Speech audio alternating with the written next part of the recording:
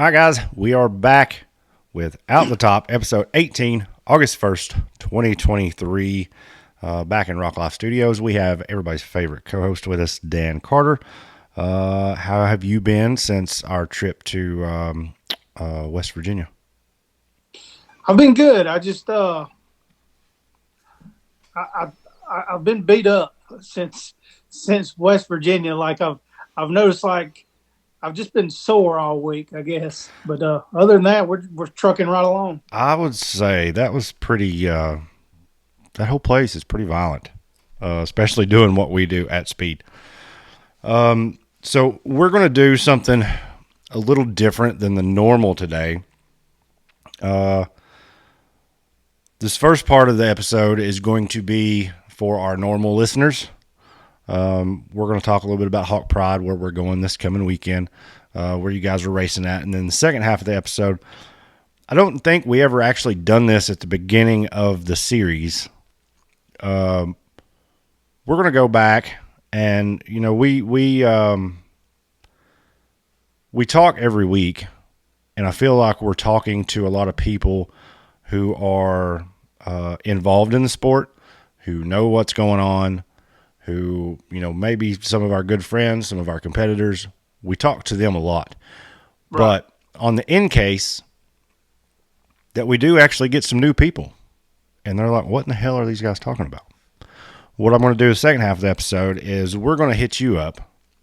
I'm going to ask you some questions, and I need you to answer those questions to me like I've never been to a rock race. Right, yeah. Not necessarily, not complete, like 2-year-old, I have no idea what's going on. A motorsports fan, somebody who's going to come to one of these things, but kind of explain to us what happens during the weekend. We'll break all that down. So the first half of the episode is going to be just like normal. The second half is going to be kind of remedial for most of our listeners. But I feel like we need to do that. And then, of course, we'll have the rundown at the end. We'll talk a little bit about the Ultra 4 race that happened this past weekend. But we'll get right into our first part, Hawk Pride. First win came there. Oh, yeah. One of my first races was at Hawk Pride in like 19. Pretty cool little park. I didn't get to, when I was there, the only time I've ever been there, I didn't really get outside of the event area. Rumor is they got some pretty good places to ride. Oh, most definitely. You want to tell us a little bit about the park in general? Yeah, I'm not really familiar, although I've got a lot of history with that park. But I'm not really familiar as to like the acreage, the size of the park. But I know that there's pretty much two sides to the park. There's the entrance to the park. You come in, and there's like a parking area right there in the middle. You can take a left and jump off the hill and go ride, or you can take a right. I don't see a lot of people back on the right-hand side, but there's some good riding on both sides of the park. So when I was there, you come in and you go up this big old hill, and you turn into the park. And right as soon as you get into the park, it looked like they had a pretty nice RV lot there more on the left. Then you check in on the right or whatever. But then they've got a couple little pavilions maybe on the left, and then the race hills are just literally right there, right down over the hill. So for any spectators that want to come, I mean, that's a pretty good park to come. If you got a side by side, you can ride it down over the hill to watch the race, or if you don't, you can walk down there. It's not that far. It's just a pretty steep hill, best I remember. But it is doable. Yeah. And the distance isn't crazy, but I don't know exactly. I haven't heard where we're running. There's a couple different, and correct me if I'm wrong. Like I said, I've only been there once. There's a couple different areas within the same general area. Is that right? Like race areas? Right. Yeah. Two kind of sort of race areas. Both are within walking distance of the parking area.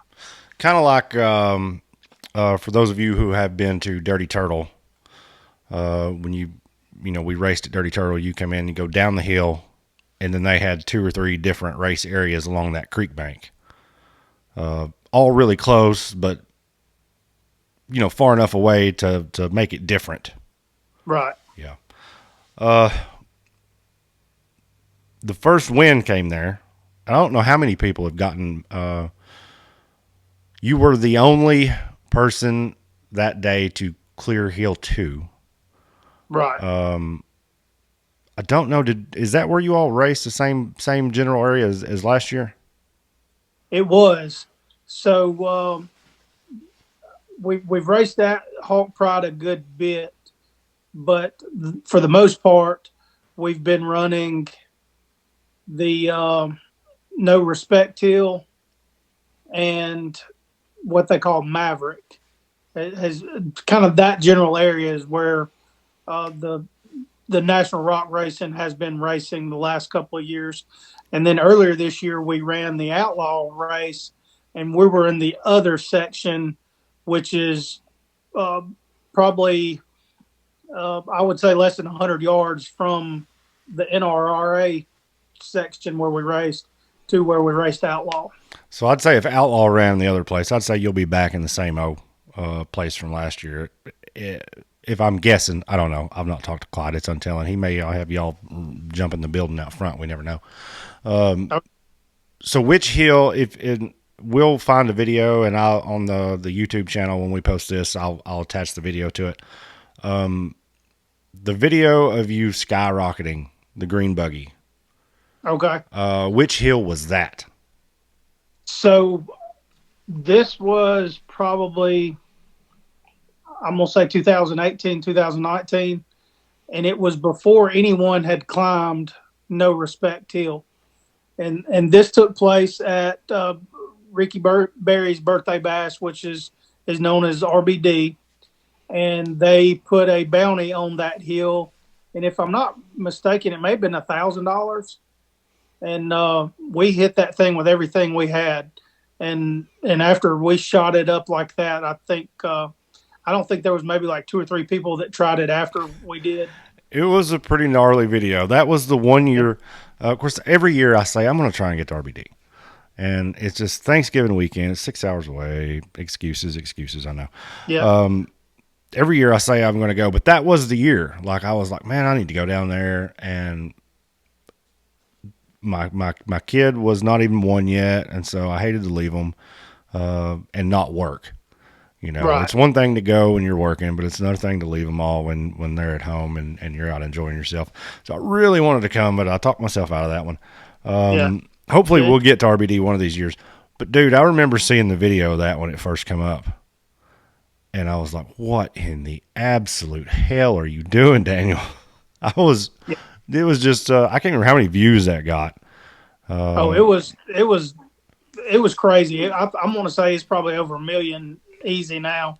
And it got But picked up. Clyde put that on the intro video. It was on there for the race series. right. It was in 4 or 5 different places. I've shared it on TikTok, I think, a couple times. That old Franklin buggy, man. Yeah. And Yeah, that's it's pretty cool because there's um, like I said, I've got a lot of history at Hawk Pride. So if I'm not mistaken, when Clyde first started doing the what used to be Southern Rock Racing, I think we were the first Razor buggy to have been put on his promo for the race series. As far as like it used to be just like nothing but the big bouncers. yeah. So if I'm not mistaken, we were the first one to be put on his promo video. And then we also, as far as I know, I was still the first UTV to climb that hill. So fast forward a couple of years later, we raced. I don't remember if it was an outlaw race or I'm 99% sure it was an outlaw race.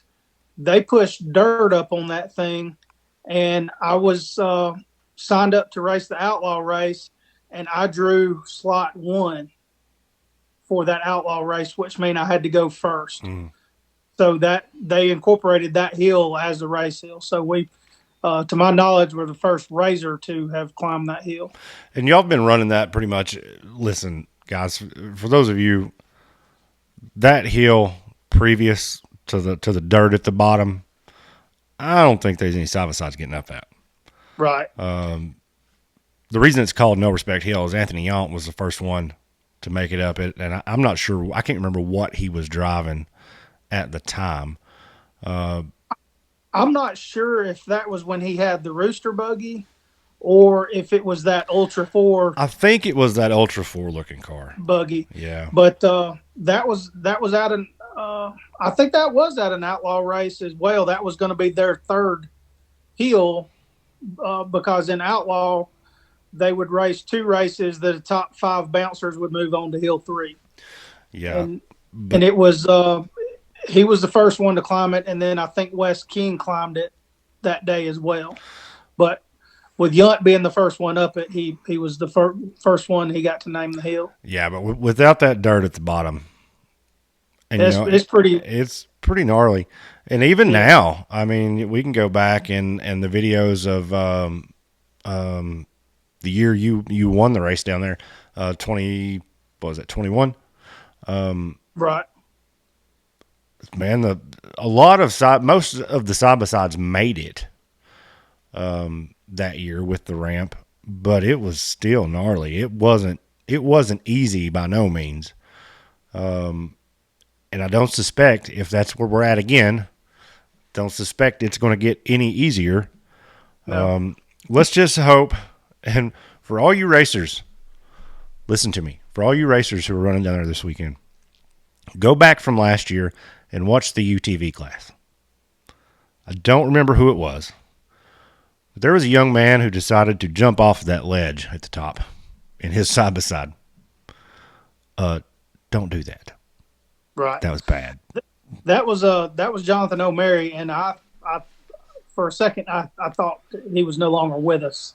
Dude, I was watching it on the live feed, and I was like, "What is he doing?" Yeah. So we'll set it up real quick. You go up this No Respect hill, and then you more or less made a U-turn, and you all had to come off this rock wall. Right. And they ramped it at the bottom too, so you could fall off of it and get out. But how tall do you think that is? I would say that thing's 20 to 25 foot. And that dude just sailed that buggy off there. No brakes. No. All gas. Yeah. Guys, don't do that. Bad.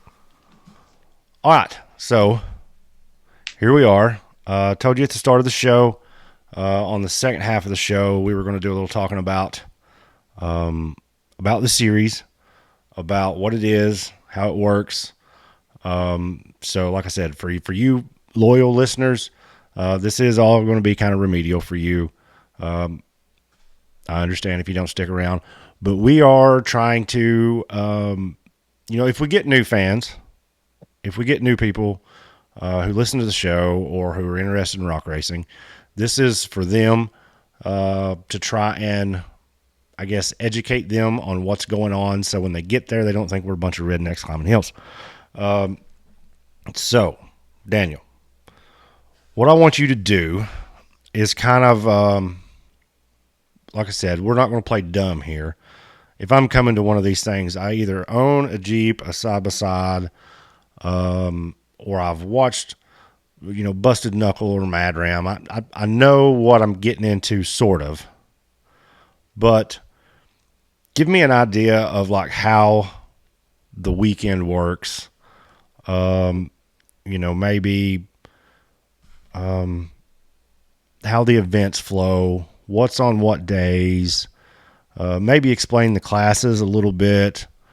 Just kind of let me know what to expect when I get there. Right. So generally, a lot of people work Monday through Friday, and unfortunately, if you're just going to come to an event for that weekend, you're going to miss the racing on Friday, which is just as action packed as Saturday's events. So if you can squeeze away from work on Friday, we usually have our drivers meeting Friday around 11 o'clock, and then around 12 o'clock, we will usually start with the UTV stock class. And then once we do the UTV stock class, which is more or less like, I, I don't want to say average Joe's, but I mean, I guess that shoe fits.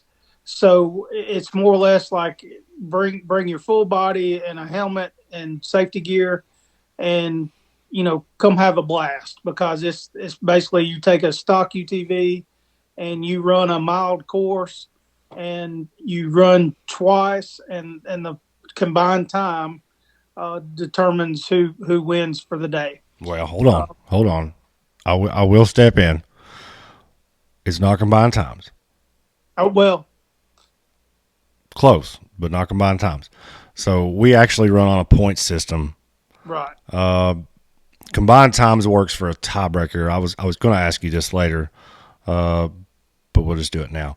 So for points in the series, if you are the fastest on hill one or run one, you get 50 points, and then it correct, dwindles down to the bottom. Hill two, same thing. Whoever has the most points at the end of the day, there's your winner. right. And then if there was to be a tie, then we go to combined times, and whoever's the That's right. fastest wins. So like last week at Hawk Pride, that's where we're going. Last week at West Virginia stock class, Brandon Davis, Braden Upchurch tied in points. Brandon beat him overall by 3 seconds, Right. so he gets the win. Didn't mean to cut you off, so No, hopefully you that's know where fine. you was. But yeah, basically we want run round one UTV stock, and then go into UTV Cup, which is a little bit more of a challenged course. You could still run a stock full body in that class, but a majority of those guys are running chassis buggies, and it's the same way, point system. Uh, they run one hill, and then after that, it's usually the VIN class, which is kind of like your beater jeeps, or you know, you look up the rules for each class, but basically, it's like a trail rig with stock suspension, and that class is just as fun to watch as the big bouncers are on Saturdays. And then after we run the first round for UTV stock, UTV Cup, and VIN class, we'll have a brief intermission, and then we'll start back over with UTV stock for round two, then round two for UTV Cup, and then round two for VIN class. And I'm going to say, we're usually finished up by about 3 that afternoon. So, uh, that gives everybody time to enjoy the afternoon, work on the race cars, get prepped if those guys are going to be running bounty for Saturday. But if you come in the afternoons, that's a good time to meet the drivers, see how they did. Maybe go trail riding with some of them. I know a lot of times we like to get together with some fans and some locals and try to ride some of these parks, and see how awesome they are. All right, so as a fan, I've never been to a race. I suspect that you're racing hills and whatnot. We're way out in the woods, right? I can't get there unless I've got a side by side or I've got to get a ride. How do I get to where we're racing? Right. So, a lot of these parks, that's the good thing about these race promoters. They try to cater to people that may not have a side by side or may not have a Jeep. So a lot of these race hills are within walking distance of the parking area. There's a few that we have from time to time that are not, but a lot of times you generally could possibly get in and out with a streetable 4-wheel drive vehicle. So parks like expanding on that a little bit, parks like Wildcat, Windrock, West Virginia, Bikini Bottoms, Mid America. Well, Mid America maybe not so much, but a lot of the parks we go to, the promoters really do put an emphasis on trying to have an event area. Right. Sometimes that's great for on-site food vendors, Right. for people like me who sell merchandise and things at the races. That's great. Sometimes it comes at the sacrifice of the hill, but you get so many more people in there. It's a much better experience for the crowd because they do have places to go shop, food to go get, Right. during recovery times. But most of the parks we go to, I feel like are that way. Right. You're And right there in a general area, so most of them are not that far out in the woods. right. I would say 9 out of 10, are fairly accessible. Um, Most of them are going to have porta potties on site, and they're you say porta potty, everybody freaks out, but a lot of these things are super super clean. And then a lot of times there are food vendors there, so uh, you know all you got to do is just sometimes just show up, and rest of the stuff is usually obtainable at the park. Dude, the first time I ever came to Windrock, I had no idea what was going on. I loaded up. It was my first ever national rock racing event at Windrock. We just decided last minute to go, so we loaded up my razor, a tent, some hats and shirts, and we're like, well, we'll ride down. I've got my stuff. We can, tool on out to wherever they're racing, and we'll set up. And while we're watching the race, we might sell a hat or two. Right. Got there, had no idea why I brought my razor. It Right. was literally in my way Right. because we pulled right to the ropes at the race hill, and so like I said, a lot of those parks are that way. It's really accessible. Hawk Pride, like I said, is down over a hill. West Virginia was down over a hill a little bit, but we try and keep it accessible for the fans. Just makes for a better day. Right. All right, so that was pretty much our Friday day with the UTV stock, which is like Dan said, is more or less just it's a go buy a razor, come race. Right. UTV Unlimited class, which is still go buy a razor and come race, or you can build whatever you want as long as it's power sports based and come race. And then VIN class Saturdays. Tell us a little bit about the day on Saturday, start times, what's running, what to expect on that day.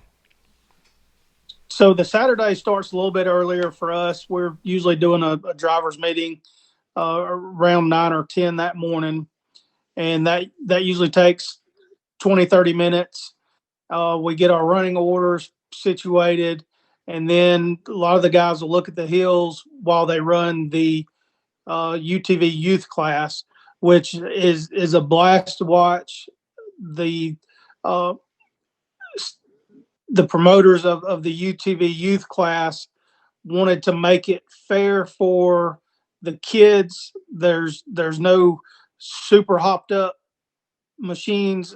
Basically, every machine is stock, other than wheels and tires. And a lot of times they'll run those kids first, and then we'll go over into the UTV Bounty. UTV Bounty runs the same exact hills as the Big Bouncer. We just kind of show those guys the lines and what to do and how to hit it. And then after we run our round one, the big bouncers fire up and hit the same hills that we do. Usually after the bouncers, they'll have a brief intermission, a lunch. Last probably about 30 minutes to an hour, and then they'll go back in and run the youth class again, UTV Bounty, and then the big bouncers again. And then usually after the big bouncers run their second hill, I would say within 20 or 30 minutes, we all get together and do our podiums for the day. So Saturday's a bit longer of a day than Friday. Start earlier, but they do tend to get over with on Saturday. The reason we start early is so we can get done early. Let people Right. enjoy their Saturday evenings. If racers want to drive home, they can drive home. If you want to stay at the park trail ride, you can do that. It's not a killer for all weekend. So Saturday, there's a lot of action, typically, but it's compacted. Right. Once we get started, there she goes. All right, so talking about getting everything started, getting it going. Most motorsports has a qualifying session or something like that, where we're not racing against each other. We're racing against a clock. Right. So how does the series define who goes when in the order? How's all that worked out previous to, or is it just chaos? Is everybody just whenever you get in line, you go? So it's more or less like organized chaos. So on Sunday nights, they stop registration for each event. So the Sunday prior to the event, they'll stop registration at like 5 o'clock on Sunday. I believe. I'm not, don't hold me to that, but um, it's pretty close. They take those registered drivers and then they put them in a, a put them in a list, and then they draw numbers for each driver. So, uh, just say if there's 10 UTV bounty guys, they'll pull 10 chips and put them in a hat, and then they'll go through. Each driver pull a chip, and if driver uh, Joe Blow, is called, then they pull that chip, and if it's chip number two, then Joe Blow is number two for that running order of the 10 participants. So generally, if we have um, 13 or more drivers per class, the 13th chip is a lucky number 13. That driver decides whether he or she wants to go first, stay in order and run 13, or go last on both hills. But you have to, stick with whatever you choose. Like if you want to go first, you go first on both hills. And then also the person that draws the number one slot decides whether the late entries, and the late entries would be anybody that registers after Sunday's drawing. So driver that number one would decide whether the late entries go to the front or to the back. So they retain that order once it's decided. So if, and this is kind of where the mix up happened last weekend at West Virginia, uh, the person who drew number one was not there, but it was decided that the late entries were supposed to have ran first on hill one and hill two. So that's where the confusion got, you know, was thrown in for West Virginia, because they ran first on hill one, and then on hill two, it was just automatically decided that they ran in the back. So, but not to get into all that. That's just kind of to tell you Well, what the that makes sense. Um, right, See, I didn't know that before we talked about that last week. That makes sense on why there was some confusion on that, I suppose. right. Right. Now, I don't want anybody to think that I was calling them out last weekend. It just, it was chaotic. We have a driver's meeting with a driver's list. You're supposed to stick to that. And that was the first time that it had been shuffled that I'm aware of. But generally, that's usually the how we pick our driving order, and decide who goes first and who goes when. Go ahead. So another thing that uh, the National Rock Racing does, Hill One is the odd numbers. So for Hill One, whoever drew number one, if they decide to go first, it will go in order odd. So I know this is confusing, but this is just the way we do it. And once you get used to it, it's no problem. But it took me, uh, I'm gonna say probably 127 races to figure out how all this worked. It's not But it's it was not bad till you get to finals. right. So driver one goes first, driver three goes second, driver five goes third, and so on. Once all the odd people ran, then it goes to number two, four, six, eight, and so on. So if that's not chaotic enough, then I'm sure we could make it a little bit more difficult. Math But is hard. but it's hard to keep up with, and it's like the points. Like I still don't know. Like first place gets 50 points for one hill, um, and second place I think is like 47 or something. Then it the gap lessens as it goes on down. But they also incorporated a new rule this year, as if I'm saying that, if I'm thinking correctly, first place is 50 points. You get first place overall for the day. You get an additional 3 points. Yeah, they we had that discussion in the off season about those additional points, and it was kind of it was started as a discussion to like if you had a tie, which we have had, even Right, like this last weekend, we had a tie in points, like I said, with Braden and Brandon. They both walk away from the event last year. They would have both walked away from the event with the same amount of points. Well, right. somebody's got to win. That's right. And so we wanted the winners to be awarded something a little extra. So if you win, you get 3 bonus. If you're in second, you get 2 bonus. Third, you get 1 bonus point, Right. which I think is pretty cool. So this was you led me right in. I was going to ask you about I've been to a lot of races as a fan before I started doing this, and a lot of times if I didn't keep up with times myself or the announcer didn't tell me as we were going on with the day, I had no idea what was going on. Right. So our like you said, our point system is how it's done.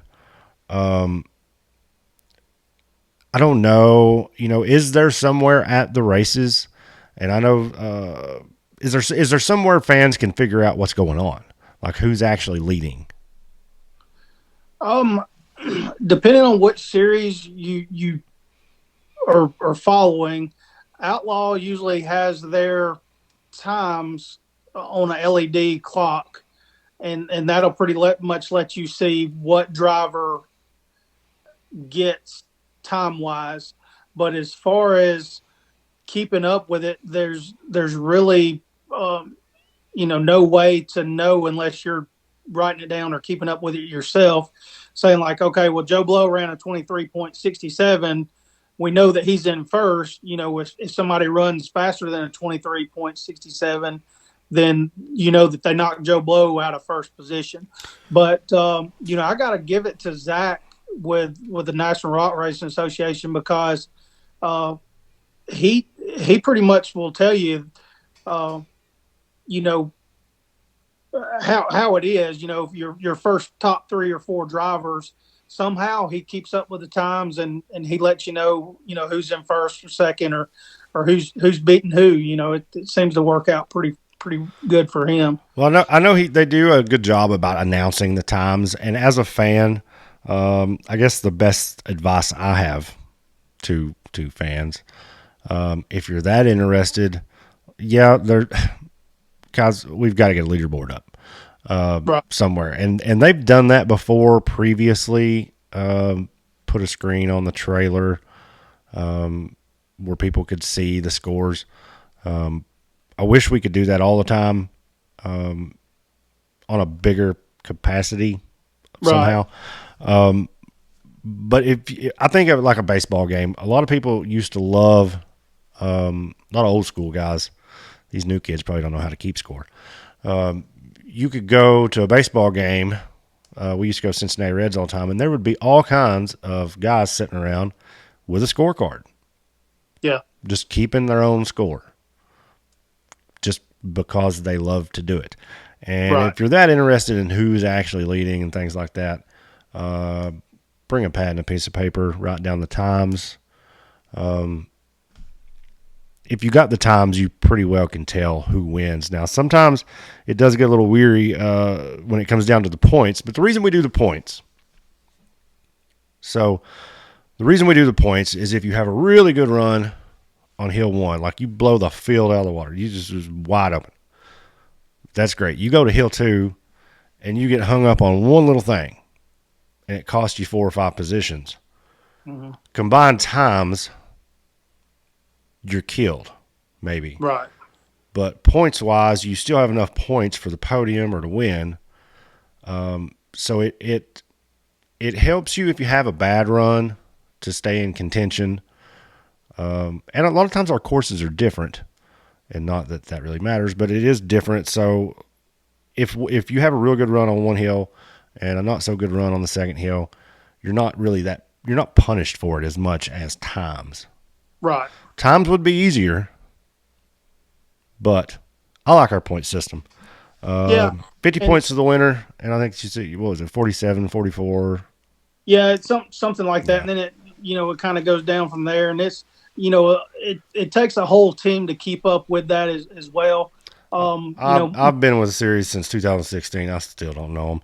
I wait Yeah. for every Tuesday. This is why we do the podcast on Tuesdays. And I shouldn't tell my secret. Hey, Because now he's going to wait until Wednesdays to do it or something. Every week after the race, all the final results and official points are posted on the National Rock Racing Association.com website, either on Monday or Tuesday mornings. So we have all that information where we have it accurate for the rundown portion of our show at the end of the day. So that's why we wait till Tuesdays a lot of times to put these out. That way we're not guessing and making people mad and telling people they're second place when they're not and all this jazz. right. Clyde, keep doing a good job there, buddy. But overall, that's pretty much our weekend. If you're that interested in who won, stay around. There is a podium like Dan was talking about. The races, it's a time trial event. Of course, Pro Rock does the knockout stuff where you got two side by side, but knockout is so far removed from what it was when it started. Right. It's just a drag race now. Right. So it is a time trial event. There is a lot of downtime. If we get to a place much like West Virginia, the big bouncers. So if you have small kids with you when you're coming to races, make sure they have something to entertain themselves, because there will be some downtime. It's just the nature of the beast. It takes a while to get these rock bouncers recovered off the hills safely. We try not to just shove them over a hill like has been done in the past. Right. We want to make sure everybody's safe. So, like I said, there is a lot of downtime. Make sure you get kids has got something to do. Guys, bring you a cooler, some chairs, some bug Get your spray. RC car. Yeah, get you a RC car. Come up to Rock Life Off Road vendor trailer. Get you a RC car. Yep. We'll set you up. It's a great weekend, and like I said, we're usually done on Saturdays. Depending on the crowd, I think the latest Saturday I've seen in a long time has been like 4 o'clock, 4 or 5 o'clock. Right. There's still plenty enough room that if you come to the park to ride, you can ride the rest of that afternoon. And a lot of these parks, if there's an event there, and just say they have quiet time or they shut down or no riding after dark, a lot of these parks will stay open and let you night ride at the park on some event weekends. Yeah, they want everybody to get their money's worth because we take up a lot of your day. We too try and while we're running, we try and go as quick as we can. We try and stay organized as we can. Sometimes we do, sometimes we don't. Sometimes we'll run through a whole event and not have a single recovery, but that is very, very seldom. And especially like this last race at West Virginia, we got 2 or 3 rock bouncers up there hung on trees. That's sketchy. That takes a minute to get them all out. So you be prepared for some downtime. But man, if you guys have never been to one of these events, we'll post the full season schedule, which is, we're halfway through now. I'll post the full season schedule. If we're anywhere around where you live or within driving distance, make sure you come out to one of these events one of these days. If it's not our series, if you don't like the hill climb stuff, now Friday race, there is some hills in it usually, but it's more coursey. I know I've said that a few times on the show. It's more of a course. It's not as severe, so you get a little bit more of a racy feel, I guess you could say, on Friday. Saturdays are usually hill climbs. There is some course leading up to it, more or less as a time killer, I guess, or something to hijack Jay Stortz's run. But Saturdays is usually more severe, more exciting. If I had to pick one day, I would definitely want to come see the Rock Bouncers if I've never seen them. Saturday's a little shorter, a little more compact. So come out sometime and see us, guys. National Rock Race Association. Like I said, I'll post this year's the rest of this year's schedule, and as soon as we have the 24 schedule, which usually doesn't come out until December, January. Whenever we get to that point, we'll make sure and post that. But come out to one of these events one of these days, guys. Did we miss anything as far as, is there anything else you want to talk about as far as like an event weekend or the classes, anything? Something else I just thought of something. If you cannot get to one of these, go to rockracingtv.com. That's right. Rock Racing TV on Facebook, YouTube. We have this is something our series does that no other series does. There is a full production team there. All the races are live cast on Facebook and YouTube. So if you can't get to one in person, check them out. Check out Busted Knuckle, Mad Ram 11, High Octane. We're going to start putting out a few videos of race content ourselves now. So it's there. If you can't get to an event, there's several ways to consume it. And I'm sorry if I cut you off. We miss anything really? Not that I know of. That pretty much covered everything. Like I said, I did also want to mention, the Hillside Live on Rock Racing TV. Those guys, it's full production team.